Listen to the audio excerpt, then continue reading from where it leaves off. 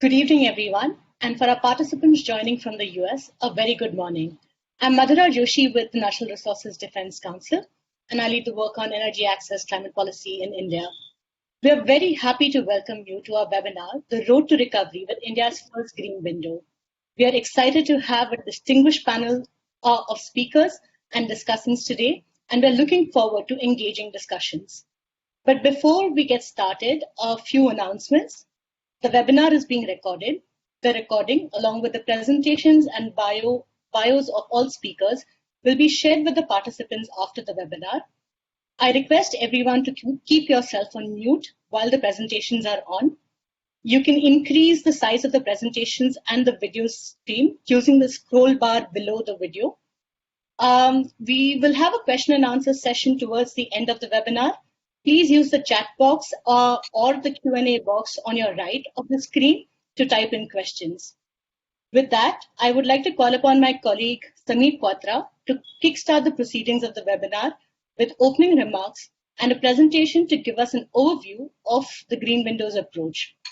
Sameer is a policy analyst with NRDC, specializing in policy research that promotes clean energy, energy finance, energy access, and sound climate policy in India. Over to you, Sameer. Thank you, Madhura, and welcome everyone. On behalf of NRDC and our partners, the Indian Renewable Energy Development Agency, the CEEW Centre for Energy Finance, and Climate Trends, I thank you for joining today's discussion. The objective is to discuss the green window and how it can help India on its path to a green recovery from COVID-19. Next slide, please. So we are truly in unprecedented times, and it's hard to say how or how much our world is going to change on the other side. But I think at the same time, we also have an opportunity like perhaps never before to shape the world that we want to live in going forward. While it's difficult to say how the pandemic will pan out and for how long the economic pain will be, there are a few inferences that we can make based on available evidence. First of all, reducing global emissions is not easy. At some point in the last few weeks, almost half the world's population was under lockdown. That's more than the entire population alive at the time of World War II. And yet, as per estimates from the IEA, global emissions for this year are expected to decline by only 8%. Clearly, if we have to fight climate change, cessation of human activity isn't a solution. Not that anyone was considering that, but I think the world we want is where humans can thrive in harmony with nature. Fortunately, there are a lot of other trends that point to how this world can be achieved. One, we're seeing that green infrastructure is now good investment. We are seeing that traditional energy assets have faced a big shock in these times. And renewable energy and storage are actually financially attractive. They're just a good investment. And investing, if you are an investor, a financer, think about what kind of assets you will see in 2050. What kind of investment is going to create jobs of the 21st century, jobs that are durable, sustainable. But coming from a financing background myself, I do realize that bankers, financiers, investors need to be cognizant of short-term risk as well. Or they need to be vigilant, as Manish, one of our panelists from Tech Capital, hopefully will tell us more about in his presentation. So there are systematic risks to clean energy, clean transportation markets that need to be addressed. There's the operational risk, There is the uncertainty of cash flows, sometimes policy as well. Um, and these systematic risks needs to be addressed holistically. And while governments around the world and in India, MNRE has been doing a lot, has taken concrete steps to support renewable energy in India. We do have to realize that public funding alone cannot enable this transformation. We have to create the right environment for private capital to flow in, and which is why our today's discussion becomes very relevant. Next slide, please.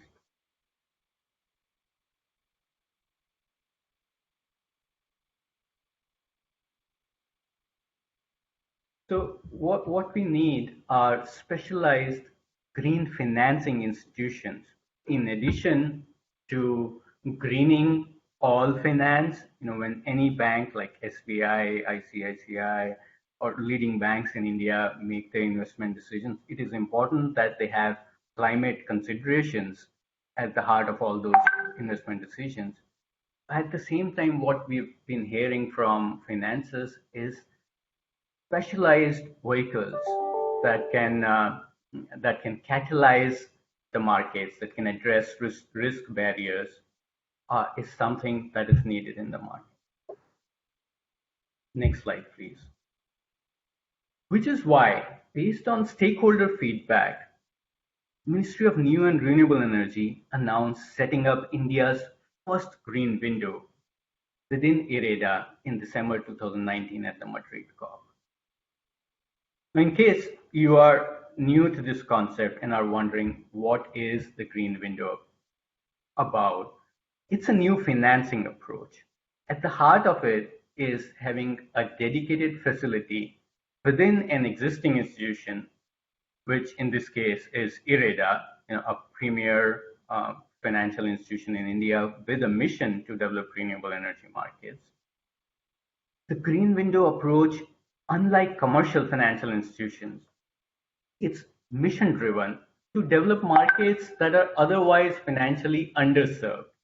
So the green window does not really go for those assets that are the most profitable, but those that need the most financial support, that have the highest risk barriers.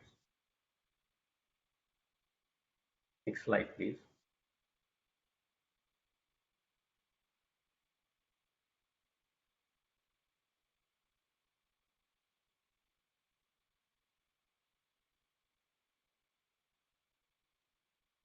So I'm not sure if you're seeing the next slides, but I'll carry on while there's a lag. The green window is, would focus to recycle public funds into its own capital to grow the market share for private sector. And the green window is a concept that was proposed first by MNRE, Ministry of New and Renewable Energy. Yeah. And we'll hear more from the Joint Secretary, Shri P.P. Yadav, when he joins, on his view of how MNRE is supporting clean energy and this concept. But the green window approach is based on a globally successful green bank model. So there are countries such as South Africa, which is one of the most recent ones to establish a green window-like institution. And we have Tony Clamp, director of the private sector facility at the Green Climate Fund, which is one of the investors, a funder for the South African Green Bank, or Green Window as you would call it, can tell us more. And then there are other countries, Malaysia, UK, US, Australia, and many others that have established green banks to invest in low carbon, climate resilient infrastructure.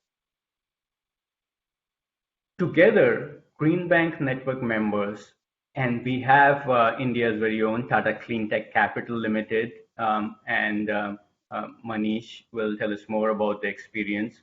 They have supported projects worth 70 billion. Clean energy projects worth USD 70 billion.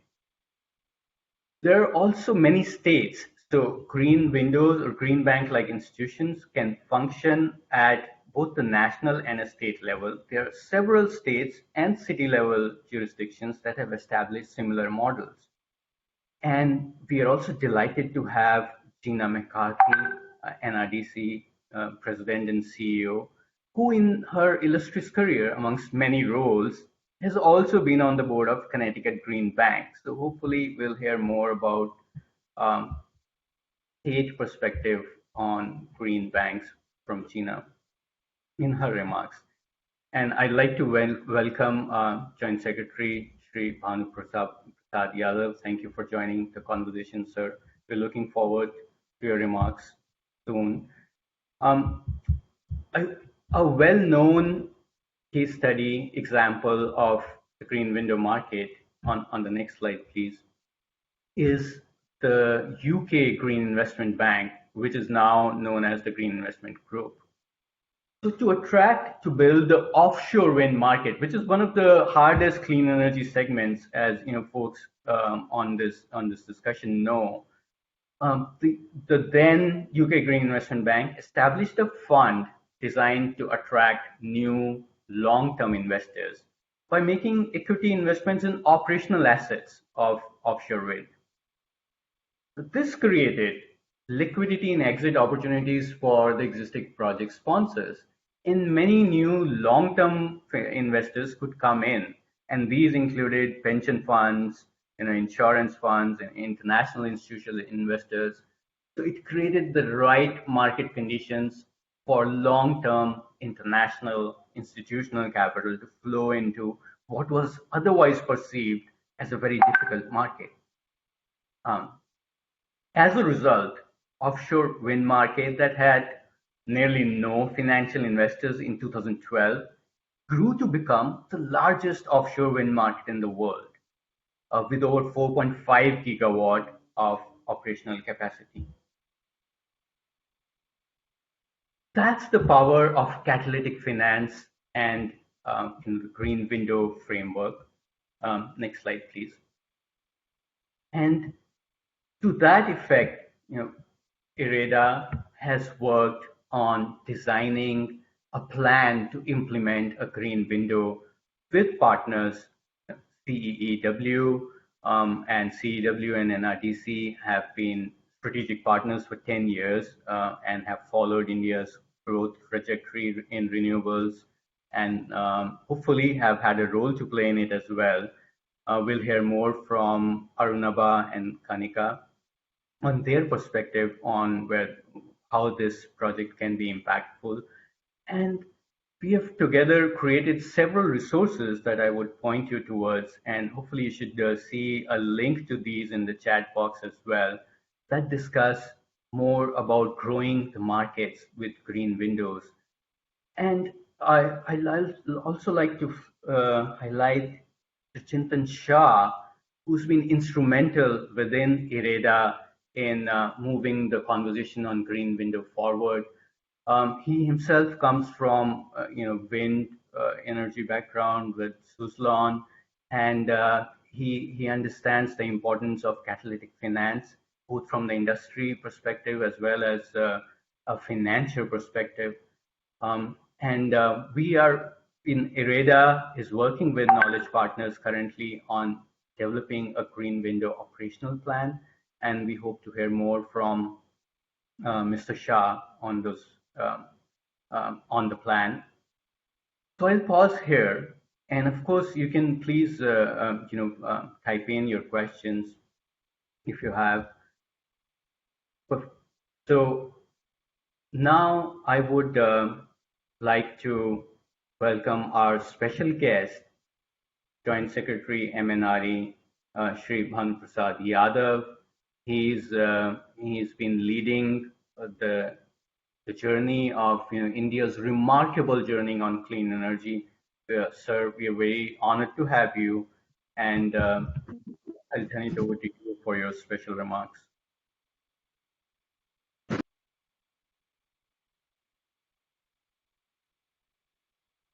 Other participants, it's a pleasure to be part of this group deliberating on green window and on the path to renewable energy. The journey of renewable energy has been quite exciting for me in several ways. When I joined, I was a junior most. Now I'm the most experienced, and in the government that works. Even 3 years, you become more experienced. And in the process, I've seen several stages. In March, when I joined in March 2017, I think the way the tariffs were dropping every month, every week, we were coming. So I saw this tariffs of wind specifically, and also solar, huge drop in those period. That was the period when the off-takers, that is the discoms, became almost comfortable with the renewable energy. I mean, till before that, they were discomfort and they were not very comfortable, mainly the pricing point. And that journey continues even till date, because the major jumps which we saw in 2017, 2018 in terms of tariff, in terms of acceptability of green power to almost all the discoms, even during the COVID period where almost everything was locked down, the renewable energy journey continued, and we saw really, I think new records being taking shape in terms of tariffs, in terms of new kinds of energy mixes floated by our corporation, Solar Energy Corporation. I think the lowest tariff which is come now, which is almost well known to everybody, is 2.36, which is again a record. And what we realize is in the journey is that the more we de-risk the sector, the more people are willing to buy and be part of this renewable. Our international commitments are well known. In fact, we'll be doing much better than that. If we see our 175 gigawatt, I think our capacity addition so far is about 90 gigawatt. Another 33 is under commissioning, and if we include hydro, which is actually part of the renewable journey, the commitments which we made for 2030, that is the percentage of our energy from renewable, I think, which was the 30%, we are actually in 2020 we are at 28%. So I'm sure in a year or two we'll cross that 30%. When we realize, I think the maximum contribution of a renewable energy project, maximum, goes to the financing institution. Of course, the estimates vary, but I believe about 60 to 70% of the resources, of the financial resources, actually go to the financing institution. This is for the reason that our interest rates are pretty high, and we're trying to bring it down. We've done several means. IREDA has been playing a very critical role. It's a specialized financing agency, and I think this is IREDA has provided leadership role in all new projects, whatever of its kind. Banks only come after a few years when the project is stabilized, when the concept is stabilized. So IREDA has been playing a leading role in finding out new products, new financing products for these renewable energy projects, and I'm sure both the off-takers and the financiers and the country as a whole, and considering our very strong commitments which we made in international forums, I'm sure the journey will become smoother and smoother. and financing, including several tools for financing, including the green window, which the concept which we are talking about today, will play a seminal role in our transformative journey towards greening the country. Thank you.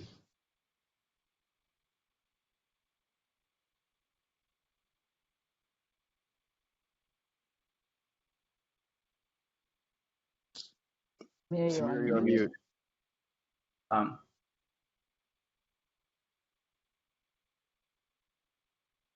Thank you, Arnab. I'm done.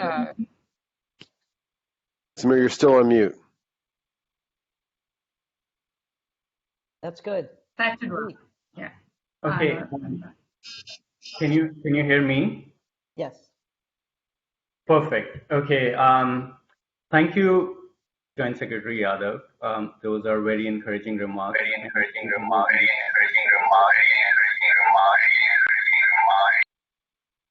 Okay. Technology has to make its presence felt. But I next wanted to invite Gina McCarthy, and for those who you don't know, she has been a leading advocate for public health and environment for 30 years. You know, a former administrator of Environmental Protection Agency in the U.S. And much to excitement of me and my 700 colleagues, you know, the newest president of NRDC. We are so delighted to have you there. Gina, love to hear from you.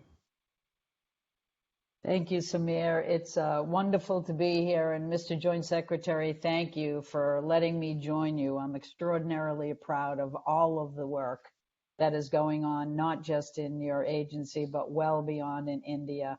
And I want to thank all of the partners who are on the call and working with NRDC and all the participants from India and in fact all over the world for joining today. So it's very exciting for me to be here and to just share a few thoughts with you. I'm especially grateful for NMRE, for IREDA, and for CEEW for nearly 10-year-long partnership with NRDC in advancing renewable and clean energy finance in India, MNRE's leadership on the national solar mission, and now the green window are truly not just commendable, but they're really exciting opportunities, I think, for all of us. And let me just say that my heart goes out to the millions of people in both of our countries and across the world who have been deeply affected by the coronavirus pandemic, which has already taken away hundreds of thousands of lives. And it's impacted even many, many more, especially the most vulnerable and underprivileged, who are now grappling with crippling economic and social consequences, which is why today is so important, because we all understand that we need to address the short-term health as well as the economic urgencies that link us together with this pandemic and with our ability to grow back stronger over time. And that's why we're here today. You know, at the same time, we have to think about the chronic climate crisis, which is one of the biggest public health threats that we're confronting across the world. And the longer we wait to reduce harmful carbon pollution, the more lives we're going to lose, the sicker people will become, and the higher the economic costs associated with resolving our climate crisis will rise. So as we plan a recovery from COVID-19, let's act boldly together on climate. It's not an either-or proposition. It's urgent climate action that is going to save lives as well as boost our economy. There is no conflict between our economic and our climate goals. They are intertwined. And if we think of them that way, then we will bring a more healthy and prosperous world, both in US and in India. And finance is critical. We know that. It's critical if we hope to ensure that the new infrastructure that we want to support is equitable, is it resilient, low carbon, and sustainable. If we can find that combination together, then we can win for both our countries. And while public health funds deployed by national and state government are absolutely important to nurture clean energy as it's beginning to grow in its nascent stages, both in the US and India, we know that it's important to have private sector funds step up. We need a self-sustaining clean energy ecosystem, which means that it begins with public sector investment, but it takes off because in the private sector, it's going to be the winning combination of not just being possible, but profitable. And we are at that opportune moment. In the US, we see that clean energy is not just competing against fossil fuels, but it's winning to become the clean energy choice that's cheaper for everyone. So that's why I'm so excited to be here, to see India with plans to set up the IREDA green window. That's its very mission is to grow the market for low carbon, climate resilient infrastructure. So as Samir mentioned, I was in charge of the environmental agency in Connecticut before I went to work for President Obama at the U.S. Environmental Protection Agency. And during that time, I served on the board of the Connecticut Green Bank. And it was one of the first green banks in the world. And it was established in 2011 with the mission of accelerating deployment of clean energy by using limited public dollars to attract much more in private capital investment so that we could promote clean energy products, not just through government funds, but by attracting private sector dollars that was going to turn these public dollars into profit for our overall economy. And it worked. Over the years, the Connecticut Green Bank has inspired dozens of similar institutions and demonstrated that the Green Bank model is effective in encouraging the creation of thousands and thousands of new jobs in the clean energy sector and promoting economic prosperity as well as energy security so that we can tackle the challenge of climate change in a way that makes us more profitable and prosperous for all. You know, as part of the stimulus opportunities in Congress in the US, NRDC is urging that the United States create a national green bank for $20 billion to spur economic recovery. We're doing that because we know that investments in green banks, investments in state green banks, actually create good, clean energy jobs. And now, as we try to work our way out of this pandemic, we know that growing good, strong jobs that help us address climate change and are profitable will be the path, not just to a future that is healthier for the planet, but a today that is healthier for all of us. So I'm confident that the IREDA Green Window can make a significant impact on driving investment to advance climate resilience, to create sustainable jobs, and to ensure clean air and a clean environment for both of our countries and for the world as we work together. India is one of the top nations worldwide in clean energy deployment, and you have much to be proud of. And with the help of IREDA Green Window, India's success can be a critical opportunity to fight the global challenge of climate change. It will make a huge step forward by providing us not just public sector commitment, but large ways of moving private sector investment, again, in a way that is prosperous and profitable for all of us. So let me end where I began. Joint Secretary, partners on this call, and listeners, I want to thank you for letting me have the opportunity to say a few words.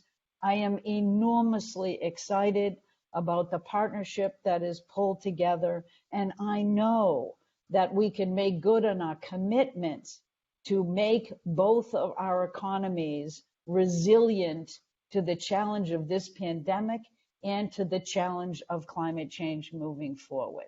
We have made great progress moving forward together. We can continue to do that. And the IREDA Green Window will be a magnificent tool to add to the others that we share together that will allow us to grow together. Thank you very much. Thank you very much, Gina. That's a great way to summarize, and you make excellent points. Climate crisis is a long-term public health crisis as well, and as we've seen, institutions such as green banks and green windows can show us a path to recovery.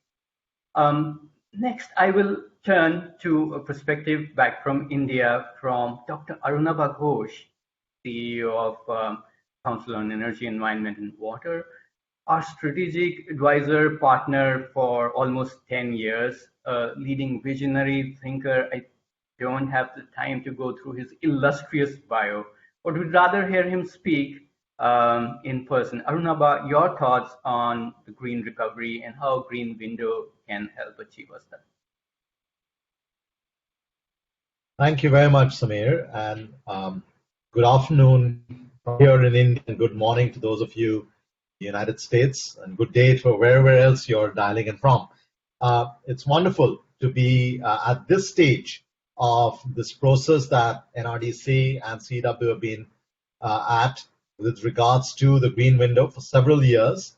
But of course, our partnership goes back a whole decade. The same year that the National Solar Mission began in India, CEEW and NRDC started evaluating how that mission was developing. You have to recall that India had less than 20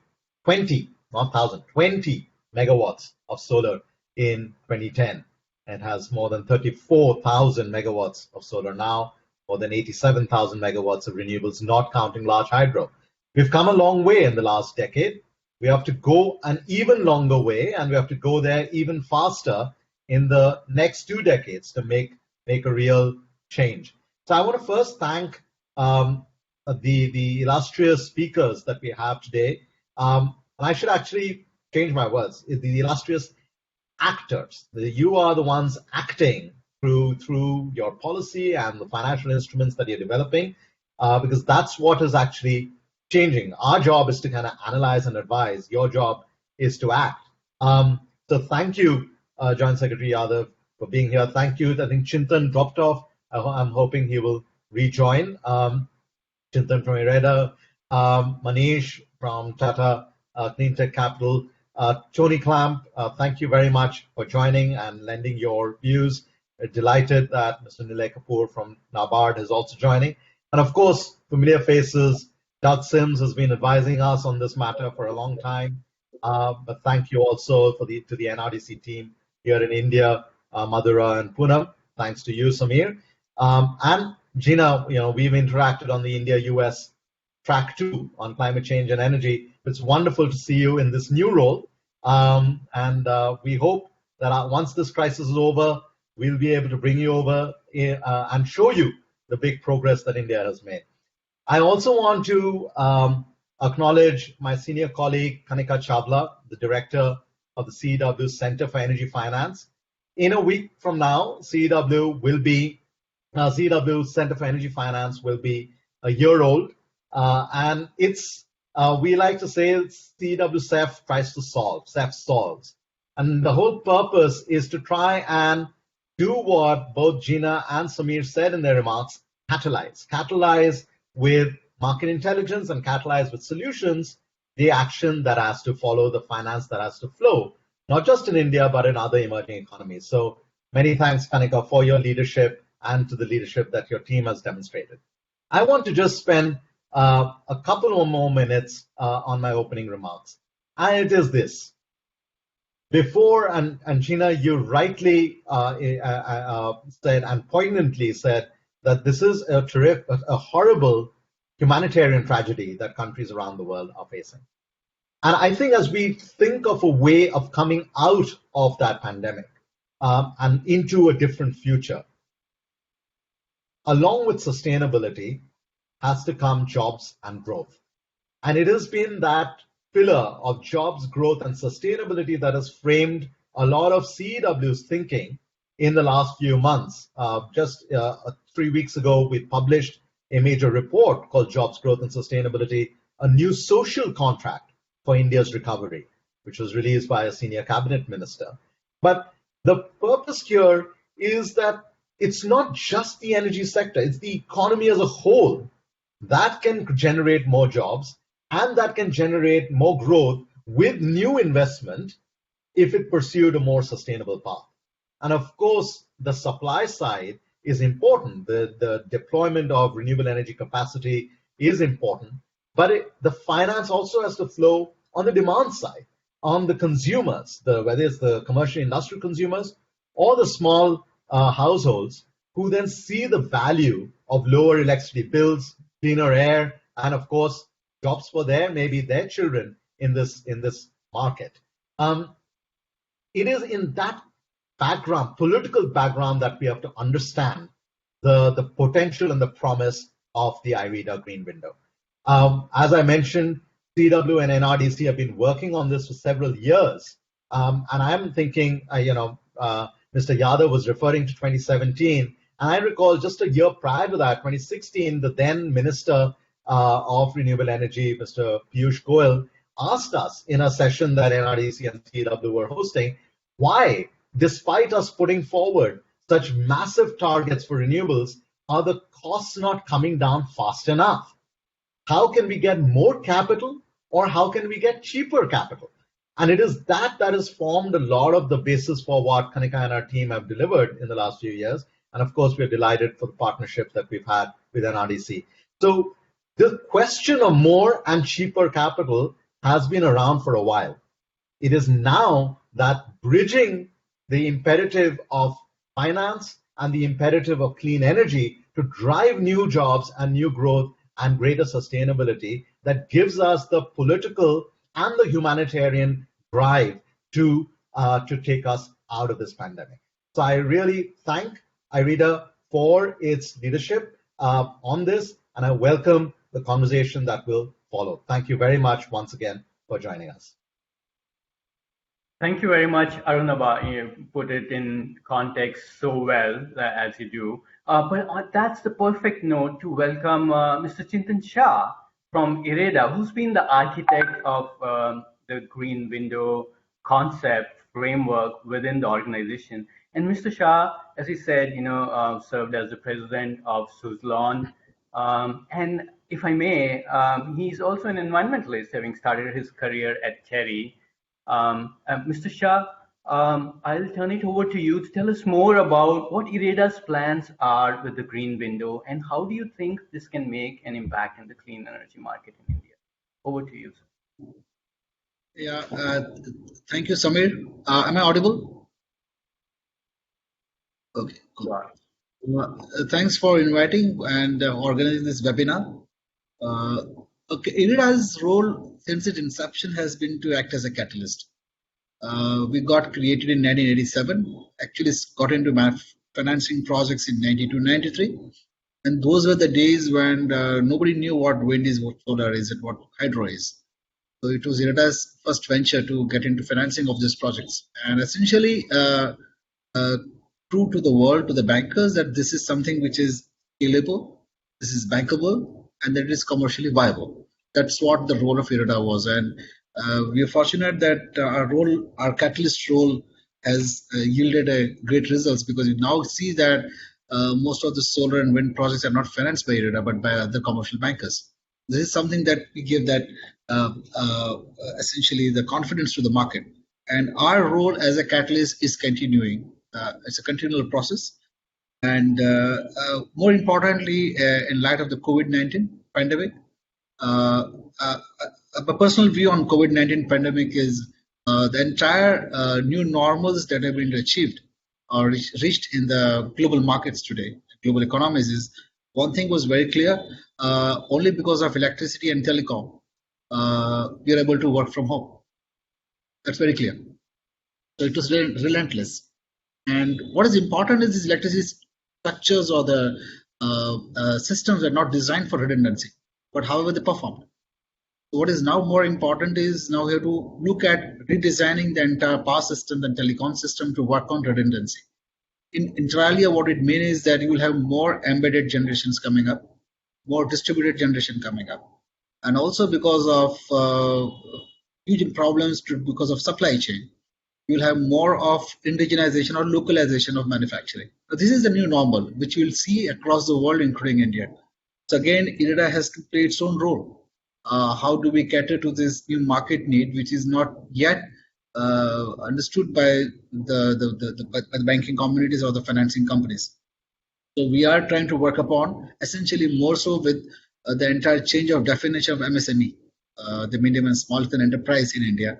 We'll have a new set of projects coming up, which is because that's more beneficial. So that actually makes IREDA very well placed in terms of, because the project size is going to be a particular one to get the MSME benefit. So we'll have to also evolve our product structures accordingly to cater to this market. Although during the COVID time we kept our innovation in place, we came up with two different products, new products. One was a credit guarantee scheme for the developers, because we personally felt that there's a huge need of working capital in the market, essentially working capital in terms of credit guarantees. So we now have a new product for credit guarantees for people who are bidding for projects by SECI, NTPC, and HPC. And we also have introduced a factoring scheme. We have now got an RBI approval to do factoring. So we'll started doing factoring for RE OEMs as well as RE developers, EPC guys who have got bills available from the government agency. Will factor it and give a discount and give the money to them in their hands. Because that's where the major need in the market is today. This in a way helps you in creating a working capital or liquidity in the market. Which is very important. We also now have looking at very seriously at financing manufacturing. So that is what the need of the day happens to be. You'll have a fair amount of manufacturing units coming up in India in the solar space, as also in terms of component manufacturing. This is something that we are very, very seriously looking at it, because it's felt that there's a huge amount of resistance by the conventional bankers to finance such projects. So we have to step in. Our board has approved category 2 AIF creation, which is under process right now. So hopefully we'll be able to see the light of the day, our own category 2 alternate investment fund by the end of the current financial year. And we're also pushing a concept called ABS, which is asset-based security. So these are new financial structures that we are evolving, essentially to create the liquidity in the market, and more importantly, to get to the market and tell the market that this is something which is workable and scalable. Again, we know that once we created our own AIF and ABS, the market will pick it up and they will learn from us, and which is exactly what we want. That's to say, IREDA's entire role is green windows. I mean to say, we are green windows in totality. But yes, we'll keep on evolving spaces in that where the market is not getting into, the unserved market as people talk about. And we try to assess the risks over there, try to document it, and make it as much as possible to make it scalable as well as replicable. That's our role as IREDA. Thanks. Over to you, Samir. Thank you very much, Mr. Shah, and we look forward to development of the green window concept further. Now I'll turn to Tony Clamp, who's the director of the private sector facility at the Green Climate Fund. And GCF, like I mentioned, has funded clean energy projects, including a similar concept in South Africa. Tony, you bring an incredible amount of experience working both as an investor and a developer, and in here, Washington, D.C., as well as, now with GCF. Thank you for joining from Seoul this evening. And we look forward to your remarks. Over to you.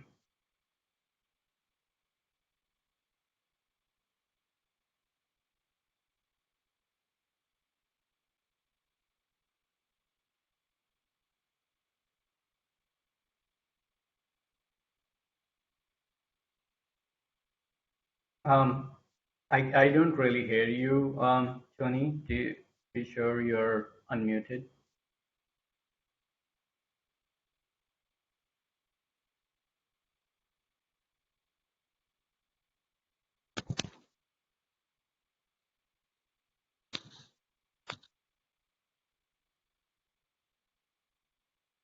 We can't hear you yet.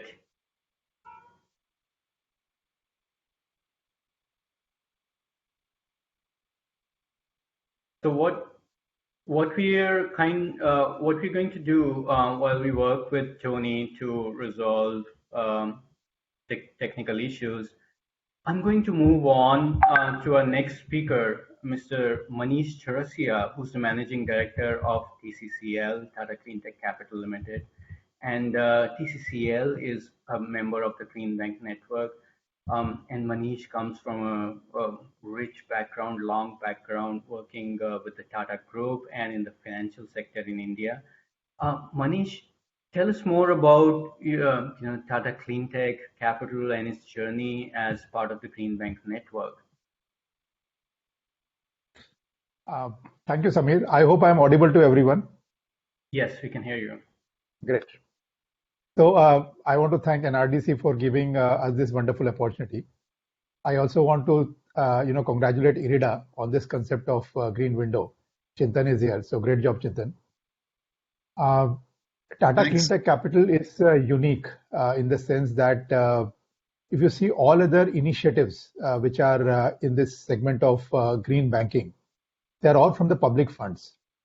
Tata is the only group, I think, maybe perhaps globally, which has started this with private funds. So Tata Cleantech Capital is actually, in our regulatory parlance, a non-banking finance company, which has certain equity, and with that equity we have borrowed and we have created a book which is currently about $900 million US. So essentially Tata Cleantech Capital started as a small experiment. We just started with a small capital of $10 million US along with the IFC. But though we started as a small experiment, now we have achieved scale in our business. Now we have funded over 200 projects, and the aggregate value of these projects would be at least about $3 billion US. The aggregate capacity we have funded is about 6.7 billion gigawatts, and this has diverted to carbon emission aversion of about 10 million tons. So starting from a small business, now a business with scale, and as Samir said, now we are part of the global green banking network. And this we are very proud to be part of this network. Since we became part of this network, it has improved our access to other green banks. We have understood very well what others are doing, and we are also trying to see how that can be replicated in India. And I'm also happy to say that, in fact, we have a MOU with IREDA, and we have also learned a lot from IREDA.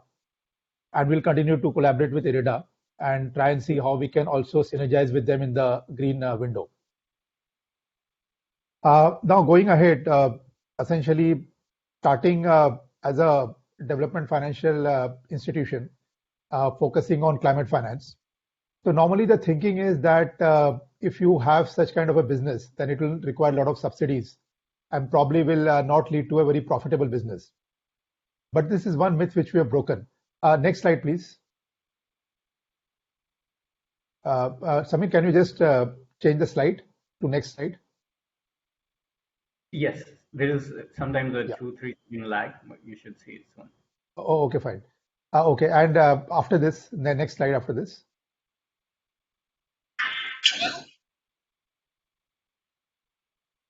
Okay, fine, I'll continue. So, so essentially, normally the thinking is that if you're doing this kind of a business, then probably it involves some subsidies and probably it will involve, low return on the equity. But this is the myth we have broken. While our agenda is clearly developmental, but our value addition is real. So I'm very happy to say that in the last financial year, we have made some COVID provision, but if you don't take that COVID provision, then we have actually generated a return on equity of close to about 16%.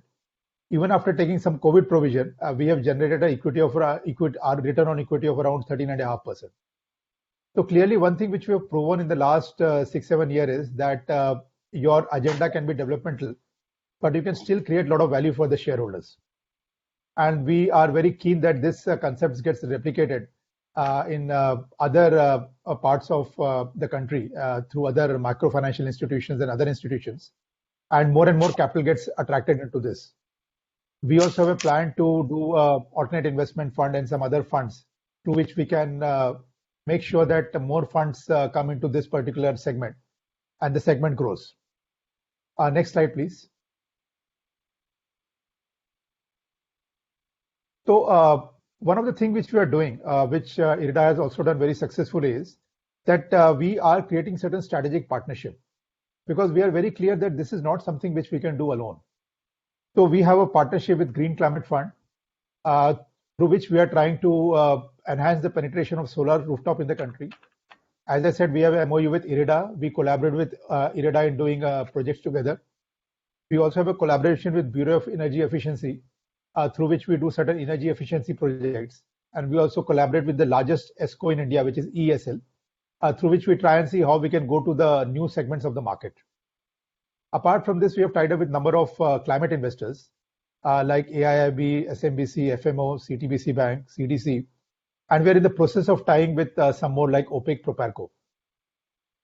Apart from this, we have also funded a lot of clients, as you can see in this slide. This ranges from multinational companies to the Indian companies. This is not just lending. We have also done a lot of advisory. So we have done advisory for GIZ. We have done advisory for the World Bank Group. So this is how we are trying to create an ecosystem. And we feel that this is very important for the new investor class to come into this segment. Today, India has got a very big capital market dominated by mutual funds, by insurance companies, by provident funds. And the amount of money which they are handling is actually huge. It's very much a possibility that if we are able to structure projects well, and if we are able to give them good projects, then they will significantly increase their investments into the clean tech sector. And this is not just renewable, but also upcoming sectors like electric mobility, energy efficiency equipments like smart meters, then your storage, and so on and so forth. Next slide, please. So essentially, if you see the demand in India, India is one of the very important country, and unless India succeeds, probably the war against global warming will not succeed globally. And India has a huge opportunity. The sectors like renewable energy, of course, it requires the investment of about 500 billion by 2030. Then we have a green corridor, which is a transmission network which is being developed to support renewable energy. Then we have got energy efficiency, meaning smart meters, electric mobility, energy efficient motors. Then we have segments like water treatment, city gas distribution. Now, if you add up the whole opportunity, we have estimated that opportunity is at least 1.5 trillion US dollars. But while the market demand is really enchanting, but then there are issues as well. And, I won't be doing my job unless I speak about the issues. And Samir had also alluded to that. One is that most of the funding which is happening in India for these projects is with the short-term funds. The NBFC and banks, they typically have funds of 2 to 3 years. But the projects which we fund require loans for about 10 to 15 years. So essentially what happens is that the loans which we are giving are actually floating rate loans. But these projects actually require a fixed rate loan. So that kind of a ALM issue is there, which will hopefully evolve, and this will get addressed as the capital market evolves. The other is that while policy environment in India has improved significantly, but then still a lot needs to be done in terms of enforcement of contracts. I think the country is still learning, and there have been issues where contracts have not been enforced, and which has led to a lot of issues. Apart from this, what is happening is that for financial institutions, our always focus is to diversify our risk. But typically in the sectors like renewable energy, we are finding a lot of consolidation happening place, a lot of big players coming, which essentially means that we have to take very high exposures on certain groups. And if anything happens to that group, then the financial institutions can also get vulnerable. So these are three challenges which will, I'm sure, which will get overcome as the market deepens and as we have more players in the market. So while the market demand is enchanting, but it requires vigilance. But having said that, I'm also very sure that as we progress, we'll be able to solve issues and we'll be able to overcome these problems. So this is briefly about Tata Clean Tech Capital and about the opportunities in India. Thank you very much. I'm very happy to take any questions. Thank you very much, Manish. You rightly said, if India succeeds, the world succeeds in fighting climate change. What, how important is India from looking from GCF perspective? I'll turn it to Tony to answer that. And what does he think of the green window concept and how it can transform markets? Tony, hopefully we can hear you now. Yeah, Samir, hopefully you can hear me. Can you hear me? Yes, and see you too. You can. Okay, very good. So thank you for bearing with me. I must remember to buy better headphones or something next time. So let me just, before answering that, Samir, first of all, thank you for the opportunity of joining. Thank you to NRDC, IREDA, and in particular, it's very nice to be on the platform with our very good partners, Nevada and Tata Cleantech. Just a couple of words of introduction. Many will know the GCF, some won't. So as you may know, we are a fund created out of the Paris Agreement, UNFCCC. The clue's in the name. It is a fund. It raised from a variety of pledges from donors around the world, $10 billion back in 2014, started investing in 2015. And that money is, broadly speaking, being invested.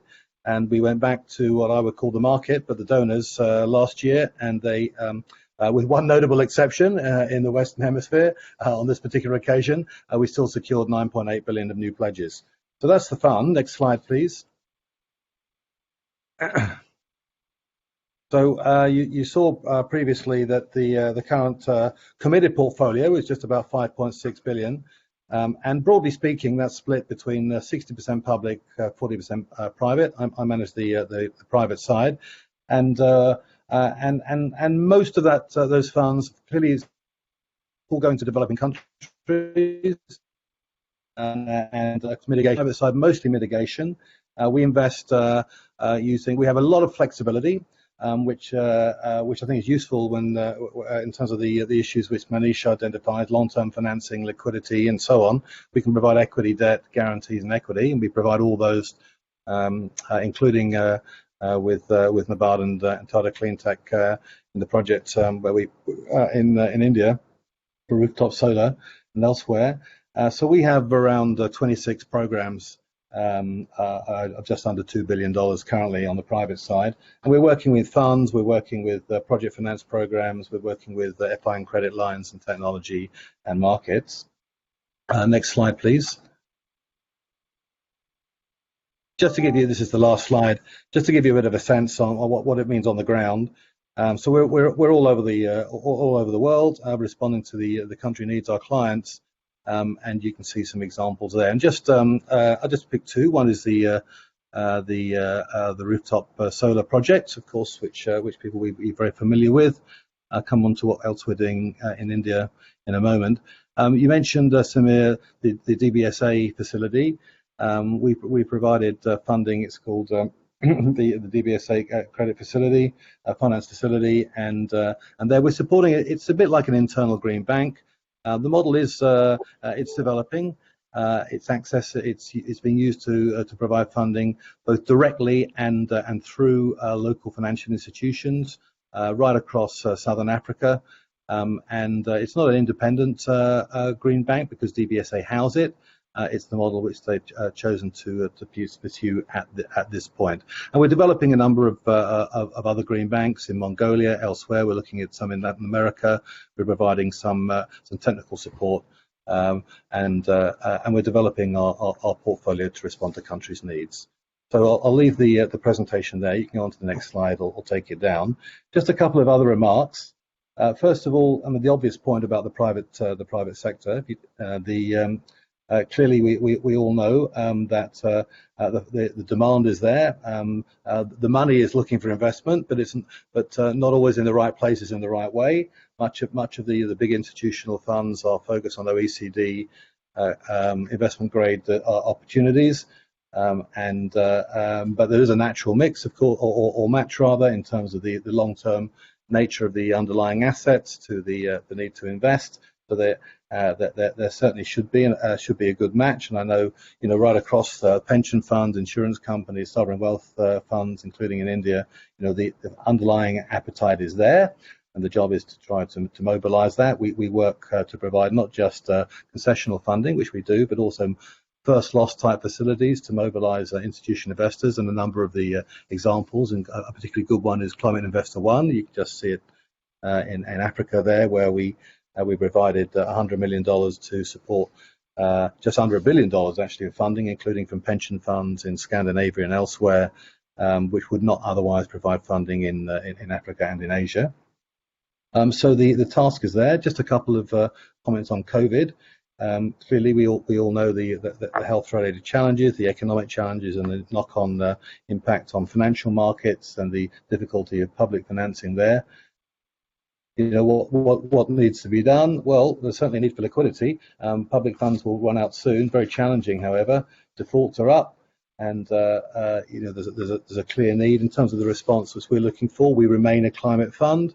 We're looking obviously to respond to support the underlying climate-related renewable energy and other sectors in terms of facilities to support that. Keep very much an eye on the co-benefits. What does that mean? That means jobs. That means supporting SMEs, making sure that they remain in place so that they can fight the good fight going forward. And finally, just a couple of words on what we're doing actually in India. So we have 5 projects currently across the public and private investment window within the Green Climate Fund currently. I can't tell you everything just at the moment, but it's a particularly active time for us on India. We're looking at other sectors, not just renewable energy. Clearly, in terms of our first support, you know, with Tata and Nabard and others on the rooftop solar side, you know, there is a perception and a perceived message that, you know, we need to demonstrate additionality, not crowd out the private sector in terms of our role. So we're looking at other sectors. That it definitely includes e-mobility, transportation, some other related sectors. We're active in that. Watch this space. Ultimately, we respond to countries' needs. With the government, including in India. That's the nature of the fund. So I'll stop there, but it's a pleasure, and thank you very much for the opportunity to speak with you today. Thank you. Thank you very much, Tony, and I'm sure you know, we'll be in touch. We have excellent questions already, so we might get back to you. Thanks everyone for sending your questions. So in the next segment, I'll turn to 2 of my colleagues.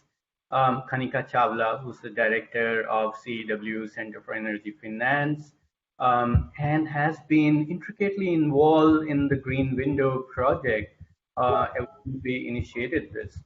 And Poonam Sandhu, who's a finance expert, has over 2 decades of experience in the banking sector in India, and also heads you know, the India consulting team in Delhi for NRDC. And we'll go over the excellent questions. So over to you, Kanika and Poonam. Great, thank you, Samir, and thank you everyone for such insightful comments and setting this up so nicely. I think we're going to run short of time as always when you have these many great speakers, because there's so many questions that I have. So before we take one from the questions that have come in, maybe I'd like to request or call on Doug, who's the director of the NRDC Green Finance Centre, to talk a little bit about his experience with green banks in other parts of the world. I mean, at the start of this conversation, we talked a lot about the collaboration that we had, as well as, you know, with both CEEW and NRDC, but also, you know, with MNRE and other entities think about the energy transition in India, but also just thinking about a green bank for India, and then more specifically the concept of a green window is something we've now been doing for close to 5 years, I want to say. So it's not a knee-jerk reaction, right? And Doug, you have a much longer association of understanding how green banks work. So do you want to maybe talk to us a little bit about the influence of the successes of other green banks, and then what IREDA should do, which is sort of draws on the best practices of these banks, but is also fit for purpose for India? Really happy to be kind of. Can you hear me? Okay. Yeah. Great to thank you, I'm with NRDC. I'm based in New York, and I've been involved with the Green Bank and Green Window policy initiative since 2010. And also, NRDC co-manages the Green Bank Network, which you've heard about from Manish and others. We have a wide view of the Green Bank phenomena, both in the U.S. And around the world. So I think the fundamental proposition of a green bank is that there needs to be an effort to catalyze parts of the market that they're experiencing underinvestment. And financial institutions generally aren't set up to take risks on the time frame that we need to solve our climate challenges. So the idea of a green bank or green window is to be able to take on more risk and accelerate the development of these markets around the world. So there's a couple different models that have developed I'd say in the early days in sort of Europe and America and sort of Northern Asia. There's been independent, freestanding new institutions. And in most of those situations, that's because these countries don't have a strong public banking sector that India has. They need a new specialist institution to focus on developing these markets. In the Southern Hemisphere, in South Africa, in Latin America, where there is a strong tradition of development banks, the issues are different. There are these public banks that have a developmental mission, but these banks actually aren't set up necessarily to focus on the green economy. And so they have the mission of focusing on climate, on implementing Paris is not there, and they have different mandates. And so what you're seeing in those countries is that you have these so-called green windows springing up to really create specialist teams, specialist products, and what we call sort of segregated or ring-fenced pools of capital that can take more risk than is taken by the mainstream of the institution. That's really kind of what the GCF has been doing with DBSA in South Africa. And there's also efforts underway to do that in parts of Latin America and in Africa as well. So in India, which is kind of a unique situation, there's a real richness of public finance institutions and and state banks.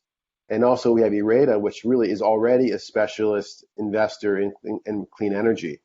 And we've seen from Mr. Shaw that there are a lot of efforts underway to do important things in India, like the credit guarantee, like factoring, like AIF, like now ABS. And that's really important.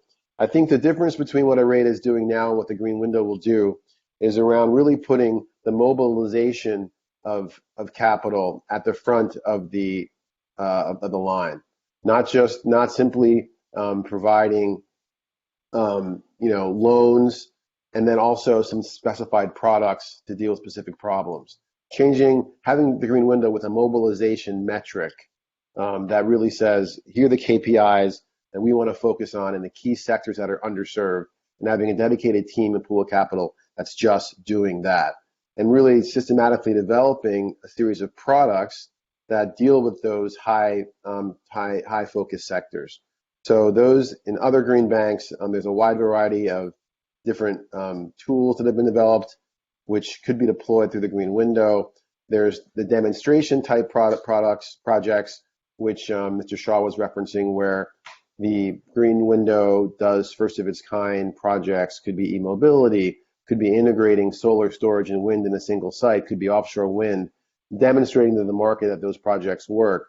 There could be, but there's also other more risk mitigation efforts, and I think critically there is, providing equity. You saw Tony was saying that there's a big gap in providing equity. Equity would be an area where you could see more developers come to market with less experience, dealing with that concentration problem, which Manish was mentioning. First and second loss facilities. So first loss facilities are ones where you take the first loss, but second loss facilities are ones where there's more skin in the game from the private sector, and so the risk is distributed differently, and you can see some of the perverse incentives are eliminated. Subordinated debt guarantees, all these things are really important. Critical also, I think, for the Green Window in India and for IREDA is really look at small projects. IREDA is really known for doing large projects, big utility scale projects, really scaling up the need for these distributed projects, both in terms of storage, rooftop solar, mobility, other things. Those are also critical things which could be explored as the green window grows. So I think just to try to wrap up and talk about some of the specific examples that we see around the world in different green banks, give a bit of a more concrete flavor. In Australia, where we have an entity called the Clean Energy Finance Corporation, which has been around for about 6 years. They're a large institution. They have several billion in capital, and they do both large projects. They do aggregation, securitization projects. They also provide, importantly, consumer finance through other banks. So they do affordable housing, which is a critical need in Australia and also around the world. They do energy efficiency in households. They do municipal projects. They do things like that are all diverse and small projects. You'll see in New York, the New York Green Bank is leading the way really in pioneering New York's offshore wind program in the footsteps of the UK Green Investment Bank. We're also doing small projects like the solar initiative in New York and also storage. I think a critical piece for these entities also is providing, as IREDA already does, critical feedback loops between the government and the private sector. So I think as we see in terms of how the policies are working, what the private sector needs, and how to evolve the policy. So I'm going to just stop there, and hopefully I've given a flavor of some of the things which IREDA can grow into and continue doing that it's already doing very well. Back to you, Samir. Thanks, Doug. Thanks for sharing your experiences and your thoughts. After thoughts that have been shared, lots of questions come to mind, and I can also see some really interesting ones in the chat box. Please keep them coming. But let me now turn to Mr. Surendra Babu from NABARD, the National Bank for Agriculture and Rural Development. But my question to them is in their role as accredited entities for funding from GCF.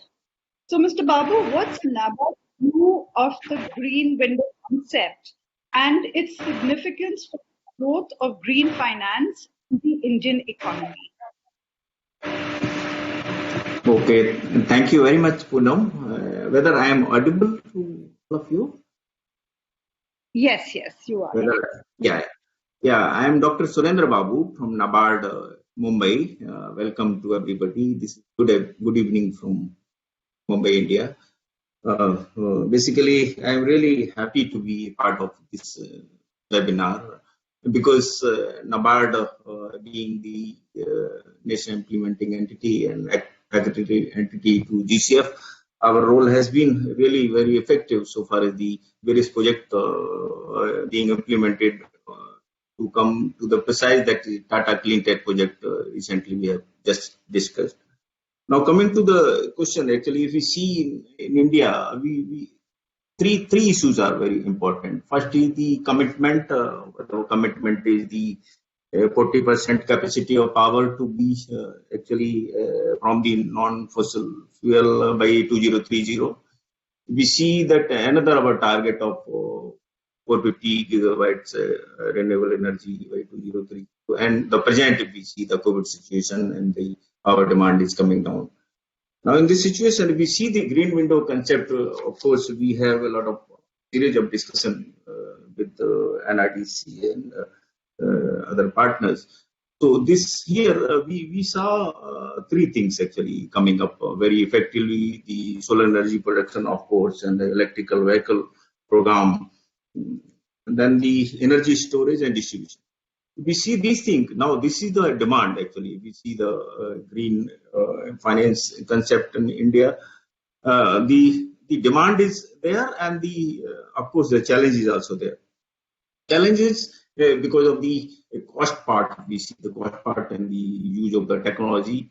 This would be a challenge when we go for such kind of a project.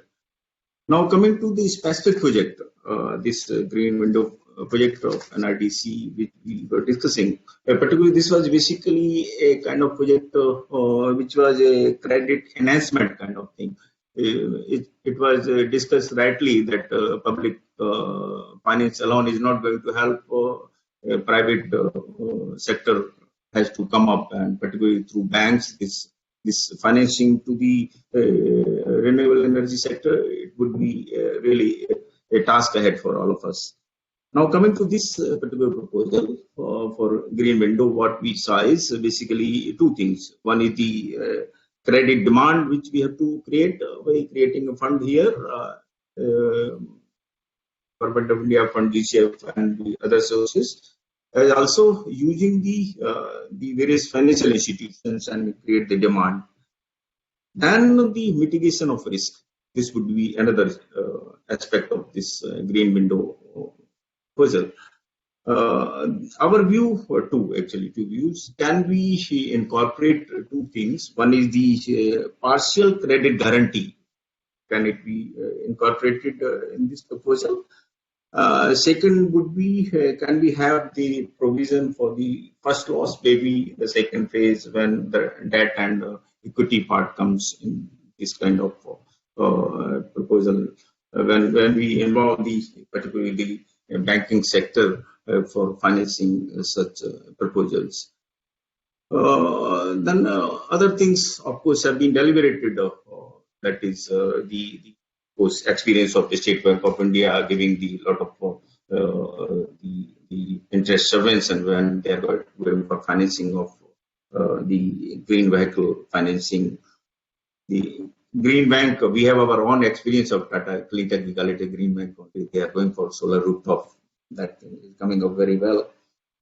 Then the aggregation, it was deliberated in the meeting. So small project, small project aggregation would help us. So I think if this way we move in this green window financing future, perhaps it is really going to create a lot of jobs, green jobs in India, as also the infrastructure. Thank you very much. These were my views here.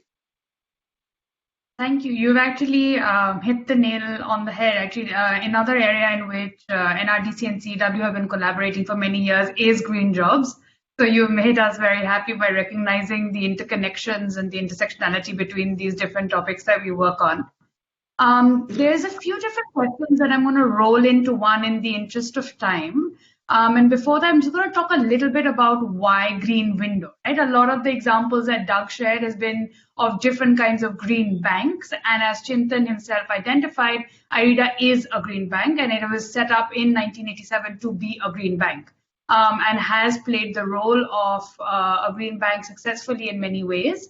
But despite that, given its sort of organizational structure, etc., and the kind of controls and limitations on IREDA as well, we identified that there was still space for within IREDA's operations to have a dedicated ring-fenced pool of capital that could take on more risk than, say, the average transaction that IREDA would do.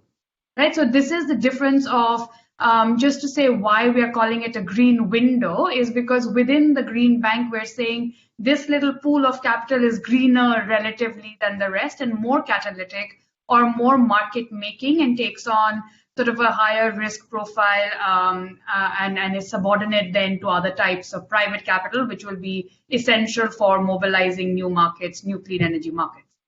In that context, then, Bhaskar's question, which has partially been answered, but I think it's more about sort of where rubber hits the road in terms of how much money is the sector able to attract, how much is needed. And while, Samir's given the answer in terms of, the capital numbers, I think it's also important to think about what are the ways in which green banks can be catalytic, right? And so I would imagine that this is something that Manish and Chintan both could speak to, but since we still have Mr. Yadav, I'd like you to come in on from a policy point of view where you're setting this, very aggressive policy pathways, and you're constantly hearing from all the different market players, all the challenges in realizing the ambition that's been set. What do you think would be some of the critical challenges that this green window should solve for? What are we optimizing for through this green window in your perspective?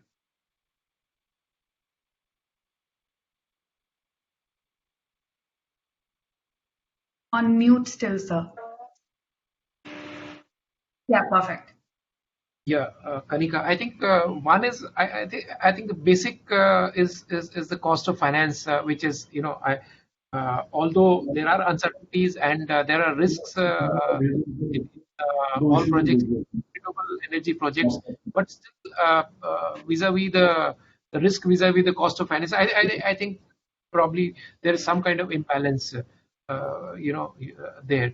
Second, I think we are still not able to meet growing segment, which is actually demanding, and this segment has grown pretty large, especially during COVID period, which includes all sorts of startup, because everybody has realized the importance of clean air. Energy mix does affect significantly. So there are a number of corporates, number of households, number of individuals who wants clean energy, but somewhere this aspect is not reflected in finance. Globally, of course, the movement is that the shareholders of financing company or the investors want their investments to flow in a particular direction, in a direction which is greener or which is better for the climate. That movement is still not happening in our country. So somewhere we need to give a right kind of push so that those synergies gets established. Second, I think the negativities in the renewable energy sector, which of course I think India is a democratic, wonderfully democratic country, and we'll have some issues, but these issues create more noises than the actual actual financial impacts. I've seen Gujarat, I've seen Andhra. I'm fighting from the ministry. I am the one who's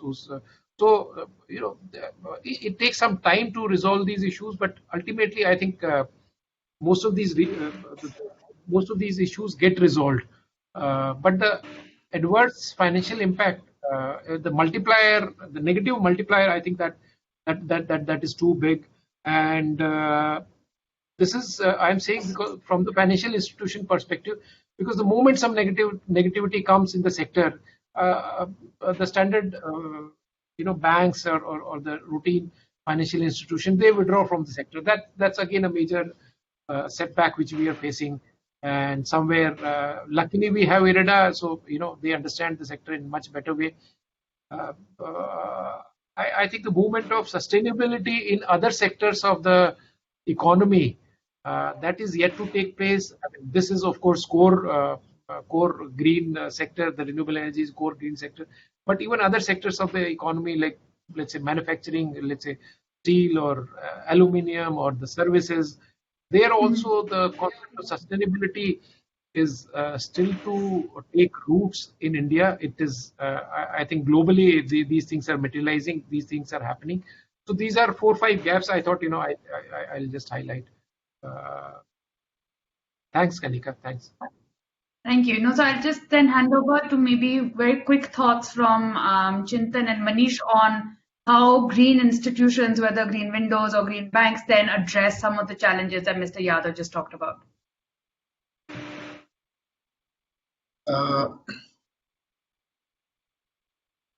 Yeah, that's true. When you have a large country like India and when you have a huge program as renewables, where you have installed capacity of more than closing to 90 gigawatt today, everything cannot be always perfect. The good part is that I don't want to name the state's name, which has an issue, but I think the entire government machinery is working very, very hard to resolve this issue. And the good part is it's been very contained to that particular state. What was expected is that the other states may start taking cue from that, but nobody has done that. So something which is commendable, and I think also in a matter of time that would also be resolved. But these are, as I said, passing times. But one thing is very clear: with the prices getting discovered today for renewables, there's a great deal of certainty going towards contracts. What is important today is continue the policy certainty, either in terms of taxation, in terms of basic custom duties, or GST regime, whatever we talk about as a banker, we are very much concerned about whatever policy framework that any government, be it state or a central government, comes out with, let it be consistent, so that whenever we do our appraisal, we are able to figure out those risks. Otherwise, what would happen is will have more margins towards that is something which we have learned now, and I think that's what is important, because certainty is something which is very important. I personally feel that it's not the pricing of the capital, it's the certainty of the policy setup that essentially drives profitability and scalability. I think that's what I think everybody understands this. I don't have to tell, but this is something which is the need of the day, because now we're going to talk about adding 10 gigawatt, 15 gigawatt every year, along with manufacturing setups coming up in India and component manufacturing. So everybody is looking at long-term certainty, because all investments that the people put in investment, one has to essentially work for 3 or 4 years, 5 years to amortize those investments. Until that, the certainty has to be in place. That's all I had to say. Great, thank you.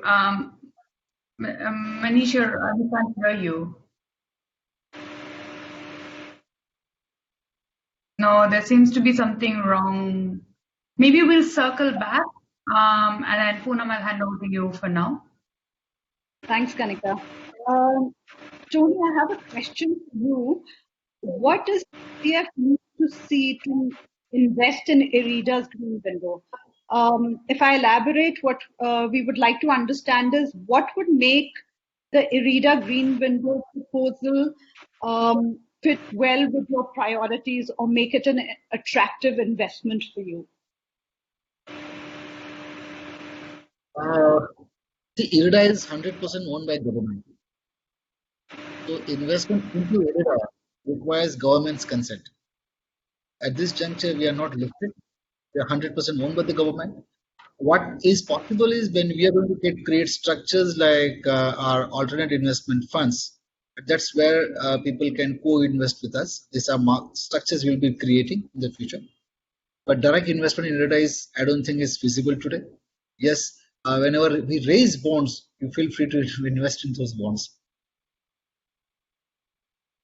I think the question is referring to capital and sorry. I was just saying. Yeah, sorry. Tony, did you get that question, or should I repeat it? Tony Clam from GCF. Yes, Poonam. I wasn't sure whether you were directing that question to me. Well, we're a climate fund. We provide funding, of course, in respect of the climate benefit. We have a number of investment criteria. They're quite well established. They include country ownership, so that means it needs to be consistent with the objectives of the country as supported by the NDA. It includes efficiency, that is to say things like additionality. There have to be, sustainable benefits alongside. So there needs to be a climate rationale. We're not looking to crowd out the private sector when it comes to that private element of it all. So we have established investment criteria that there's a logic to that, and of course, we're very much aware of the green climate window, and I think it has a number of attractions, certainly in terms of our mandate, and we would engage very positively in that respect. But the investment criteria are well established, and I'd be happy to sort of take you through those more granularly. Thanks, Tony. We have so many more questions, and we promise to answer them through email or through any other online mode, but we are at time. And I would now request my colleague Madhura Joshi, who leads our renewable energy work, to please summarize some of the key points and give the vote of thanks. Madhura, over to you. Thank you so much, Poonam, and thank you so much all our panelists for this really, really enriching discussion.